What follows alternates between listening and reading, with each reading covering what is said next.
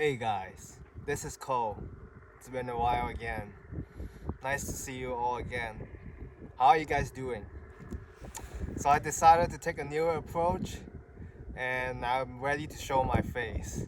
Now before I used to be, I wasn't really comfortable with showing my face. But I think this way it's better for the videos so that you guys can focus better. And I guess it will be less boring too. But anyways, today's topic I would like to discuss about empaths and HSPs. Now, there's actually many opinions, and my opinion's a bit different than some of them, but I respect all the other opinions, and I don't think that they are false. I think we all have our own truth, as I mentioned in the previous videos. There are many truths. We create our own truths, and we create our own falsity. The truth, we manifest them. And for my opinion about empaths and HSPs, many says that they're the same thing, but I think they're two different concepts. Now they do share same symptoms, but they're two different things. Now HSP are people that are sensitive. Their body's sensitive, their mind and emotions sensitive. They're sensitive to energies, and in general, they're just very sensitive. And empaths are people that are sensitive to other people's low. By low, I mean their sadness, their depression, their misery, and they take that energy as their own.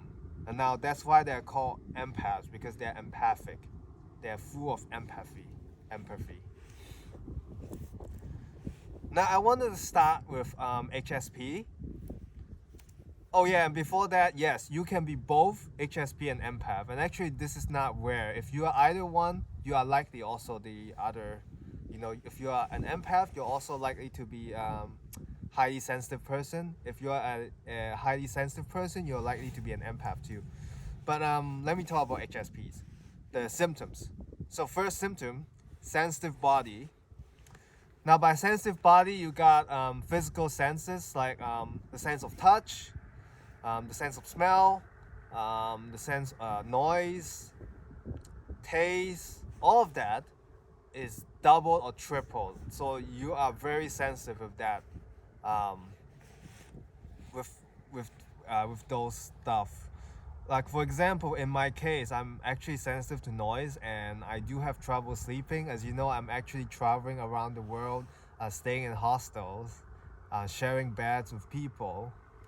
And it is hard, it is tough for me to sleep, especially because I'm very sensitive to noise, and I'm an HSP and empath and empathic as well.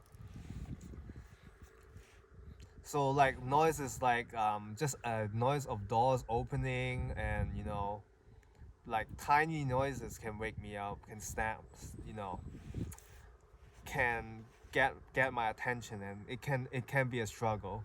Now that's one of the examples of sensitive body, and there's many more too. But in general, your senses are a lot more heightened up. And the second symptoms would be sensitive mind and emotion. Now this means that you will feel the extreme high and low. When you're happy, your joy will be very up there, like oh my god, hallelujah, I'm in heaven, that type of joy. And when you're depressed, you'll be so depressed to the point of being suicidal. Very, very low.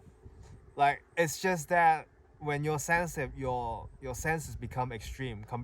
To other people, it's very extreme, and this is something that is with us if you're an HSP, and we have to embrace it. Now, because of that, not only that you feel a stronger um, emotion, but you also have withdrawal symptoms as well, because of you would just want to withdraw away from everything, because of how sensitive you are in terms of emotion, and you want to get away from that, and you don't want to deal with this crap. And that's really totally absolutely understandable. And the third thing is you would be sensitive to energy. So when you're sensitive to energy, now we are surrounded by energy, but the strongest energy is humans. And you would be sensitive to negative energy, but in energy in general, you would have trouble with crowds. You prefer smaller groups because it's more peaceful. It's more comfortable for you. But when you're in a crowd, you just get overwhelmed with their energies, or well, also physical too, because you would get overwhelmed with with the noises as well. And so it's actually a lot of factors. Like in my case, yes, I do get overwhelmed with loud noises uh, if I don't enjoy it particularly, but at the same time I'll also get overwhelmed with the energy surrounding me because it's just a lot of people and there's a lot of like different sort of energies that's going on, and it's very extreme and crazy. So this means that you will struggle with stuff like plane. Plane is the worst. I absolutely just don't like plane. Like and I know I have to deal with that, but not only because it's like a very tight space, but also because the energy is just so dense and so overwhelming. It's just the worst environment for HSPs in general. And you would prefer countryside and nature over crowded cities too. And yeah, you need alone time. You need to recharge. Your alone time means your time to recharge. Just like here, I'm alone in this beautiful nature, and I'm recharging, and that is awesome.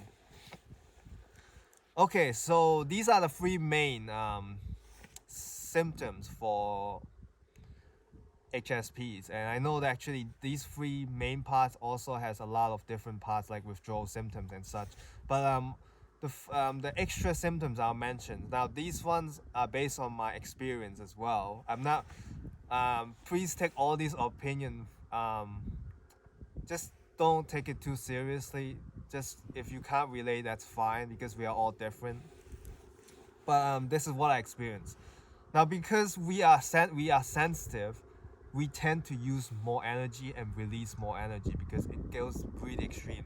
Now, what that means is you will have a fast metabolism and you will get hungry easier too.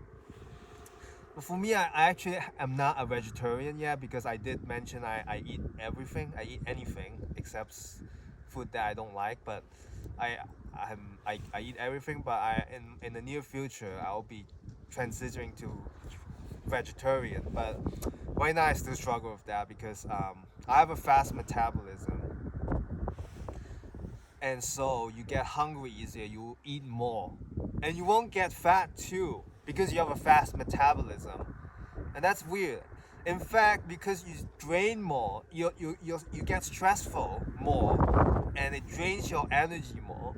You actually lose weight easier. Maybe so for some people it's different. I think yeah, it really depends on the person. For my case, I have trouble with maintaining my weight to a higher to the standard because I keep losing weight, especially when I'm traveling. When I'm like at home, when I'm not traveling and not doing anything, yes, I don't really lose weight. But right now I'm traveling around and doing all sorts of volunteer, and it's really a struggle right now for me, especially. And the second thing will be allergies. You're likely to develop allergies because your body is sensitive and your body is overprotective. Now, what that means is your body would always being overprotective means your body would try to defend against a lot of stuff around you, like food, pollen, dust, dirty things, all of that stuff, and you would likely to develop allergies. I have many allergies. I used to have cat, dog allergy. I had dust mite allergy, and I do have trouble with food. But actually, thankfully, I'm actually curing many of those right now, and I'm actually doing better. And I'm really thankful for that.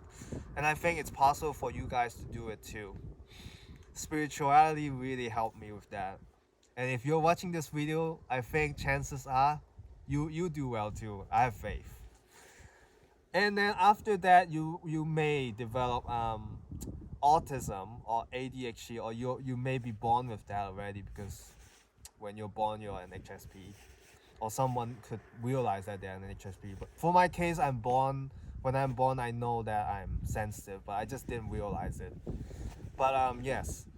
Now why? Because you have a sensitive mind. That means you have a high functioning mind, and then you're easily attentive. So you have your mind is over attentive, your mind is overreacting, your mind is oversensitive, and that is why you could develop autism and ADHD, mostly high functioning. And well, lastly, this is also based on my experience. You have a higher sex drive. You will feel. Now, this is actually a topic that I really have to face, because today's society is very shamed to have higher sex. Sex itself is very much shamed. And I did watch Elizabeth's April video about orgasm, and she really did open my mind, and taught me a lot. And I think I'm changing my mind on that too. And I'm gonna talk about this again, like about sex drive and all that. But what I'm trying to say is, if you're an HSP, you have a sensitive body, that means your orgasm will be more. You experience a stronger and higher orgasm too, and you have a higher sex drive, and you do not need to feel guilty about it, because it's not natural. And orgasm, as Elizabeth April mentioned, is a natural phenomenon it's also a gift for us humans, and it's also a way to express love in a different way. There are many forms of love, and orgasm is one of the ways to express it. And because orgasm, the sex culture is often misused from history, a lot of bad stuff happened. And that's why we all have this collective trauma with sex and gender. And race, of course, well, yes, but mostly sex and gender. And because of that, it's very, very much shame today. And I think a lot of us are struggling with this issue with sex and orgasm. And it has to do with a lot of guilt, a lot of shame, and a lot of fear. But I'll talk about this in the future. And in fact, one day I really should talk about this in the near future. But yeah, that's about it for HSP. And for empaths, the main symptom for empath, if you're an empath, you feel other people's emotion. This is the most prominent one. This is the definite symptom, definite signs that you are an empath. You feel other people's emotion, you get them, you understand them, you take their energy as your own. Especially for people that are having those low frequency because of the misery, of sadness, depression, anything low, and you feel empathic towards them. And that's one of the main symptoms for empathy. And you can also, and because of this empathic empathic thing, you can also have sensitive body, sensitive mind as well, and sensitive to energy. Well, mostly sensitive mind and emotion and energy. Yes, for empaths, I can tell you, I do have one close friend. She is a heavy empath, and she often feel empathic to anything, like to animals. Like, she's crazy about animals. Like, when she saw, like, one time she saw like a lobster, a live lobster on the refrigerator, and she started crying because, even though it's about to be cooked and eaten, it's like, yeah, and she felt really emotional about that. And yes, that's one of the things about empathic. And she also put too much energy on other people because she's constantly worrying about other people and not herself. So when you are a powerful empathic person, remember to focus on yourself, work on yourself, heal yourself, and only take on what you can take on. We all have our limits because we live in this 3D body. I know we are ascending, but we all have our limits.